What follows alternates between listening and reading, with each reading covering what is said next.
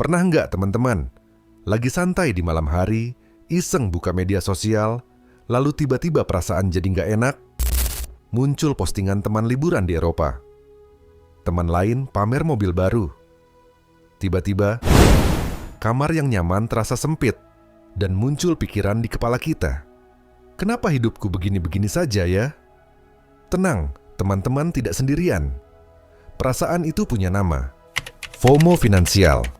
Dan di video kali ini, kita akan bedah cara melawannya dengan mengubah pola pikir agar bisa bahagia dengan kondisi dompet kita sendiri saat ini juga.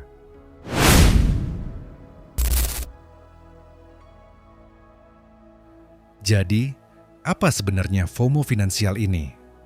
Sederhananya, ini adalah kecemasan yang muncul karena kita merasa gaya hidup atau pencapaian finansial orang lain jauh lebih baik daripada kita. Dulu, kita mungkin hanya membandingkan diri dengan tetangga. Tapi sekarang, kita membandingkan diri dengan ribuan panggung sandiwara terbaik dari kehidupan semua orang. Ini sangat berbahaya, teman-teman. Kenapa? Karena FOMO finansial adalah pemicu utama keputusan keuangan yang buruk. Kita membeli karena gengsi, bukan butuh. Kita berlibur untuk konten, bukan istirahat. Dan yang terparah, kita berani berutang untuk gaya hidup yang tidak mampu kita biayai. Lingkaran setan ini tidak hanya menguras dompet kita, tapi juga kesehatan mental kita. Membuat kita terus cemas, sulit bersyukur, dan selalu merasa kurang. Lalu, bagaimana cara memutus rantai ini? Mari kita masuk ke langkah praktisnya. Langkah pertama, kendalikan lingkungan informasi kita. Coba renungkan. Sejenak, akun siapa yang postingannya paling sering membuat Anda merasa iri atau cemas? Jika sudah ada nama yang muncul, langkah pertamanya adalah batasi paparan terhadap pemicu itu. Ini bukan soal membenci, tapi soal melindungi diri sendiri. Gunakan fitur mute atau senyapkan. Anda tidak perlu unfollow, cukup senyapkan story mereka untuk sementara. Analogi sederhananya begini. Mustahil diet kalau kita tinggal di dalam toko kue.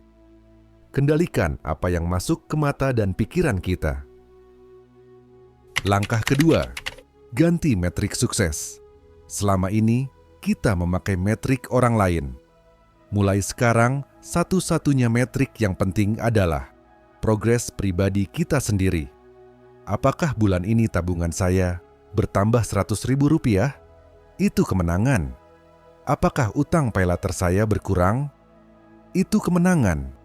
Apakah hari ini saya berhasil tidak jajan kopi mahal? Itu juga kemenangan. Lakukan pencatatan. Saat Anda fokus pada grafik pertumbuhan Anda sendiri, sekecil apapun itu, kemewahan orang lain akan kehilangan kekuatannya. Anda sibuk menyirami taman kecil Anda sendiri, bukan lagi iri melihat hutan lebat orang lain. Praktikkan The Jar System secara digital. Untuk membuat progres ini terasa lebih nyata, kita bisa mengadopsi sebuah metode klasik yang disebut The Jar System atau sistem toples, tapi dalam versi digital. Caranya sangat mudah. Buka aplikasi mobile banking Anda dan manfaatkan fitur pembuatan kantong atau rekenan tambahan. Hampir semua bank digital sekarang memilikinya. Buatlah minimal 3 kantong digital. Kantong kebutuhan, kantong masa depan, dan kantong keinginan atau happy fund. Setiap kali gajian, langsung bagi pemasukan itu, ketiga kantong ini sesuai budget Anda. Dengan melihat kantong masa depan, kita bertambah isinya setiap bulan. Meskipun hanya sedikit, kita mendapatkan bukti visual yang nyata dari progres kita sendiri. Dan perasaan itu jauh lebih memuaskan daripada sekadar melihat angka di media sosial orang lain. Langkah ketiga, buat anggaran yang membahagiakan. Anggaran bukanlah penjara, tapi peta menuju kebebasan. Gunakan aturan simpel seperti 50/30/20. 50% untuk kebutuhan, 20% untuk masa depan, dan 30% untuk keinginan. Bagaimana cara menerapkannya secara praktis? Mari kita bedah. Kebutuhan 50% adalah semua pengeluaran yang jika tidak dibayar, hidup Anda akan terganggu. Contohnya, biaya sewa atau cicilan rumah, tagihan listrik dan internet, transportasi kerja, dan belanja bahan makanan pokok. Masa depan 20% adalah porsi yang Anda bayarkan untuk diri Anda di masa depan. Ini termasuk menabung untuk dana darurat, cicilan investasi reksadana, atau membayar premi asuransi. Porsi ini tidak bisa diganggu-gugat. Keinginan 30% inilah kunci melawan FOMO. Ini adalah budget sadar untuk hal yang membuat Anda bahagia. Contohnya, langganan Netflix, makan di luar seminggu sekali, membeli baju baru, atau jajan kopi kekinian. Nah, 30% untuk keinginan ini adalah kunci melawan FOMO. Alokasikan secara sadar untuk hal yang benar-benar membuat Anda bahagia, bukan yang membuat orang lain terkesan. Jika kopi mahal di hari Jumat bikin Anda semangat, anggarkan. Dengan begitu, Anda bisa menikmati hidup tanpa rasa bersalah. Dan langkah keempat, rayakan kemenangan kecil. Ini berfungsi untuk melatih otak kita. Secara psikologis, ini disebut menciptakan dopamin loop yang positif. Otak kita melepaskan dopamin, hormon rasa senang, saat kita mendapatkan hadiah. Jika kita mengaitkan hadiah itu dengan kebiasaan baik, otak kita akan ketagihan untuk mengulangi kebiasaan baik tersebut.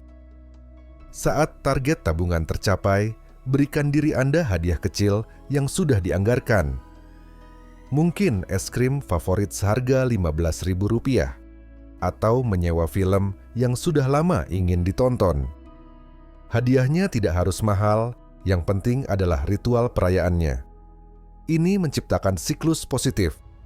Disiplin, mencapai target, dapat hadiah, merasa senang.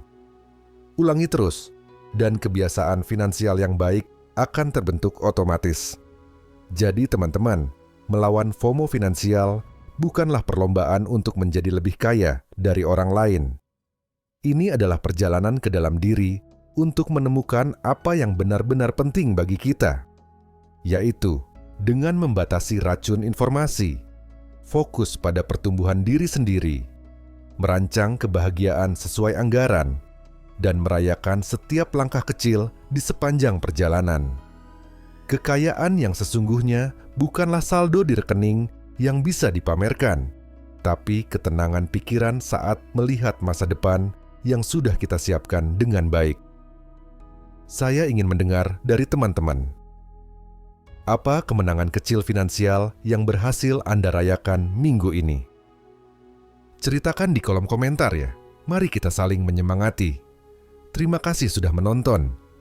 Jika video ini bermanfaat, jangan lupa untuk like, subscribe, dan bagikan. Sampai jumpa di video berikutnya.